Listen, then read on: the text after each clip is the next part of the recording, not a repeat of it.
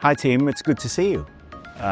Today I'm going to answer a question that oftentimes comes to me, whether it comes from a founder or even a product designer who is deep in user research. So today I'll be talking about how to run an effective usability testing process without having to compromise quality, time, resources. One thing that I can say about usability testing is it does not have to be complicated. A lot of people and a lot of teams make it such a big deal and invest so much money and time, effort, and stress to simply run a usability testing.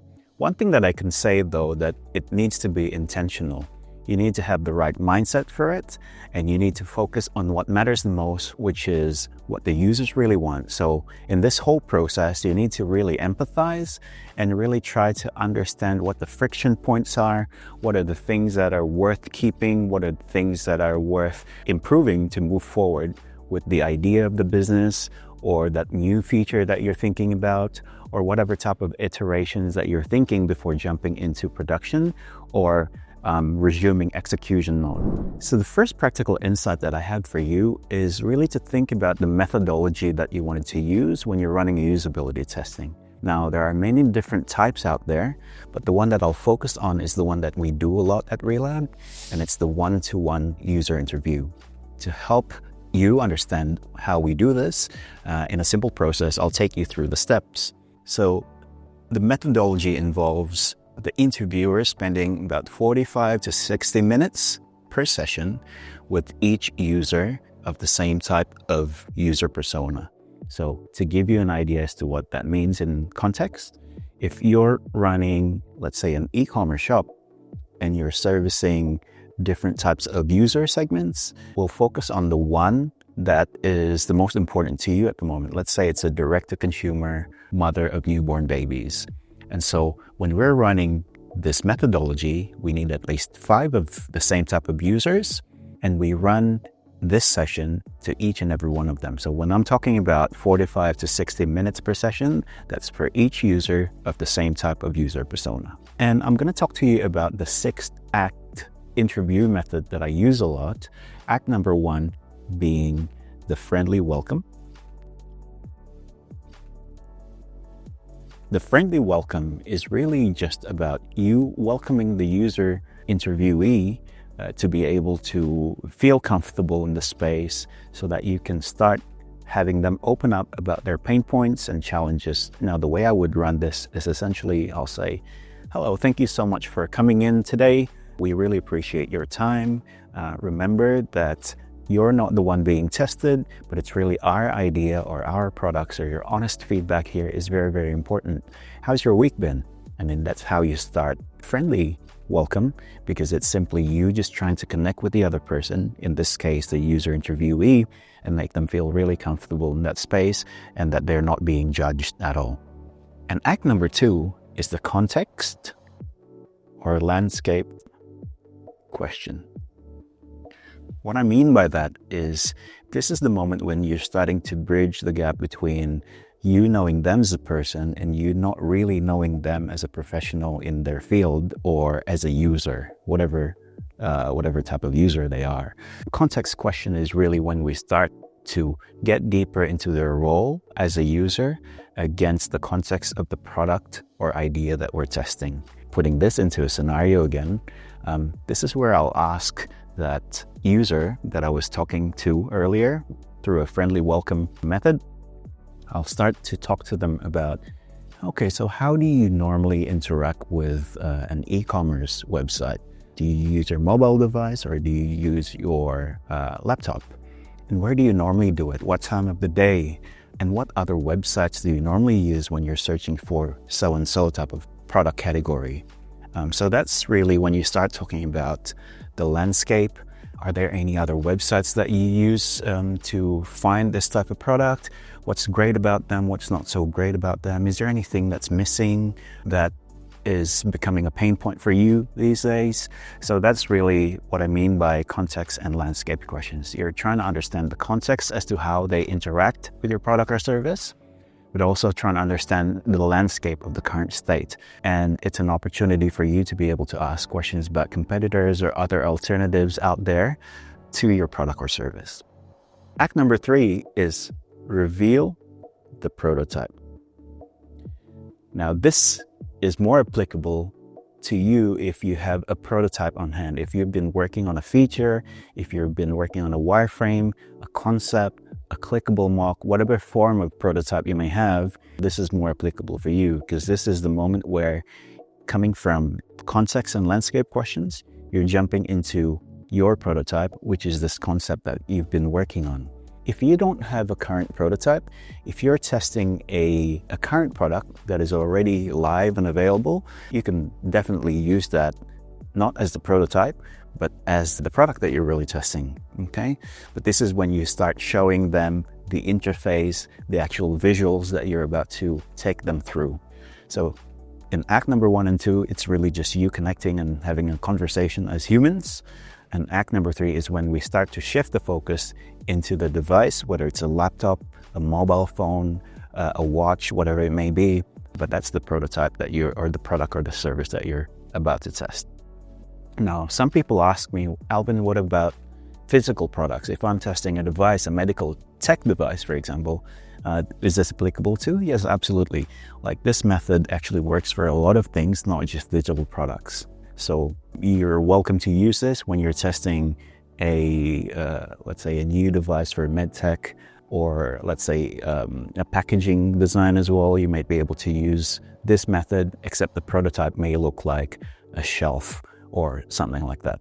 Okay, so this will still work. So once you reveal the prototype, the next act is to be able to run user tasks and scenarios. So the prototype in itself won't do anything.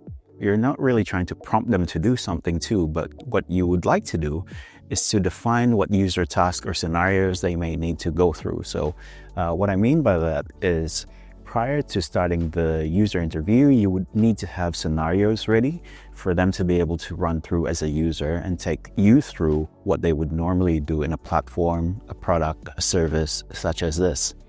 As an example, you might say that, okay, what are your first impressions when you land onto a page such as this? It might be a product page, it might be a home page, it might be a splash screen, it might be a sign-up page, whatever it may be.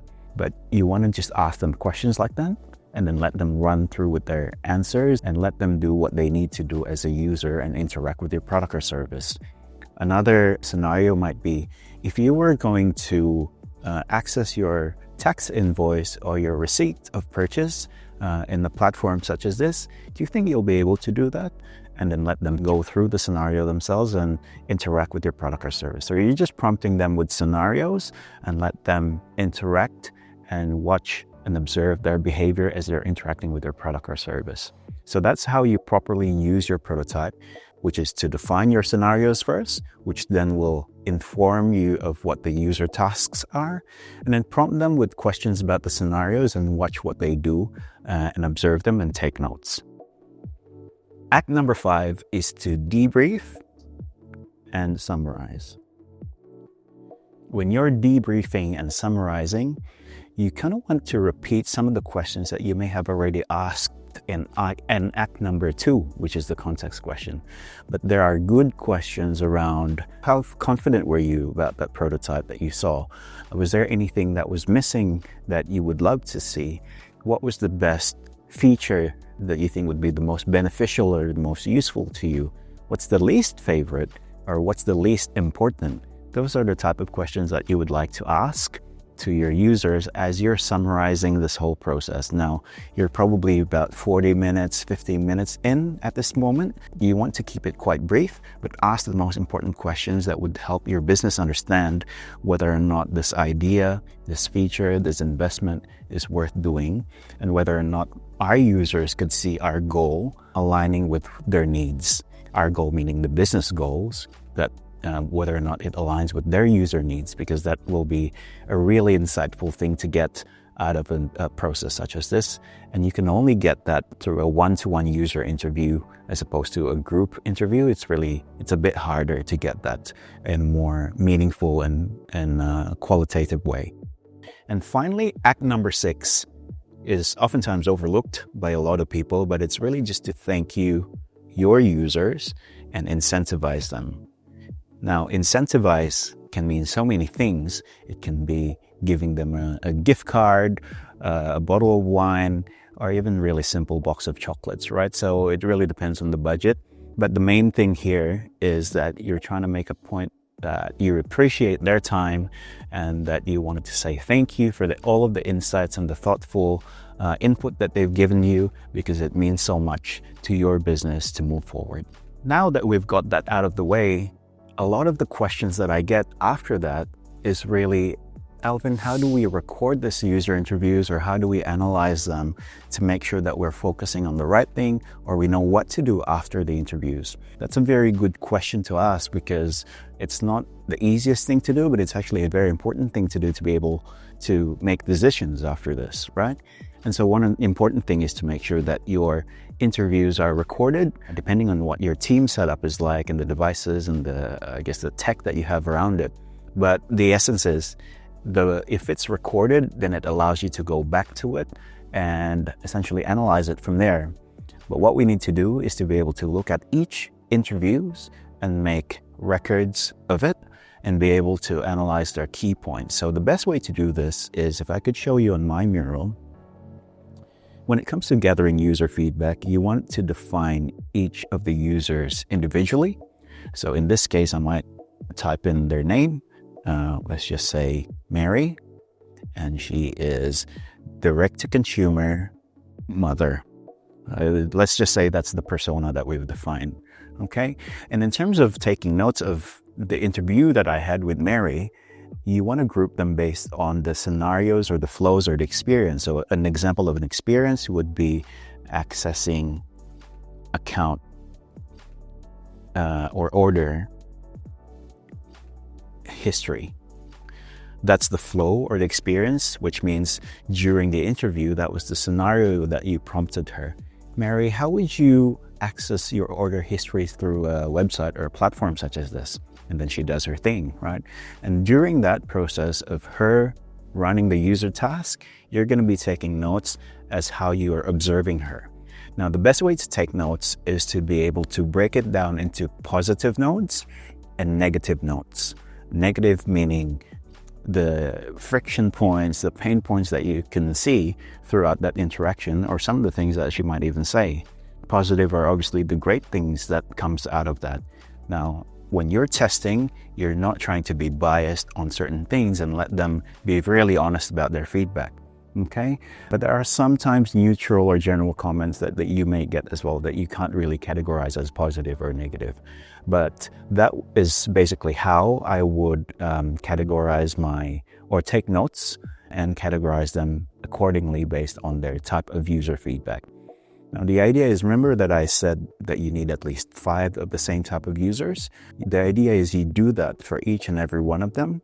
And once you've got all 5, you can run an affinity mapping session or something like that, where you group the different positives and negative feedbacks and hopefully get a pattern out of that that will inform you on the next decision, okay? That's my quick tip on how to take notes when you're running a user interview process. So I want to leave you with some hot tips here. And just very quickly, I've written 7 points that you could hopefully take with you. The first one is to set the right mindset as a team. It's very important to know that we are testing our ideas and not our users here. So although it's called user testing, the team needs to understand that the user needs to give their honest feedback and need to be made really comfortable, whatever it takes for them to be able to actually give honest feedback as opposed to being nice to you. The second one is to choose the right type of test, which means this is where you decide whether you want to do a one-to-one or a group or any type of other tests out there. So pick the right type of test for your case. Schedule and plan interviews early because there's a lot of logistics that's involved with running a user interview, whether it's the recording process, are we doing it online or are we doing it in person? Do they have the time to fit within the time blocks that we have available for them? So just plan and schedule it early. Give yourself a good few weeks to be able to plan and do this before running the interview itself. The next one is to create clear scenarios and tasks. Do this before the interview. Know which scenarios are the most important to your business goal or that business question that you really want answered. Create scenarios around that and prioritize that as opposed to everything else that is not so important right now. And during the process, make sure that you capture friction points, take notes of it, see the pattern, whether or not that's a friction point that happens throughout the different types of users and the different interviewees that comes in, because then it might just be the answer that you're looking for in your business question, really. And then after that, obviously, debrief as a team. So if you have a team, it's important to have everyone watch the user interview or at least keep themselves updated with the highlights of the user interviews. Therefore, when you're debriefing as a team, everyone can chip in with what they think and give some meaningful actions or feedback to the business. And lastly, make sure that you plan and take action after this because, all research can be documented in a really nice way and you can spend so much time on research, but if there is no action that is taken, then you can't really take it forward and basically move the needle, then it becomes meaningless. All right, guys, so hopefully that's been helpful for you. Make sure you leave a comment, subscribe to this channel if you haven't subscribed already, and feel free to email us and ask us questions if you've got any questions that you need answered, and hopefully we'll be able to help you with it. So if I could leave you with this one last advice, which is, when you're running a user interview, make sure that you're focused on the users and things that you're observing, but also pairing that with that important business goal that you're trying to get answered. And then if you can drive focus in all of that and make sure that you're aware of the limited time, which is 45 minutes to 60 minutes, then it will allow you to plan it really, really well and make sure that you run an effective and a meaningful user interview process. All right, thanks team. I'll see you in the next one.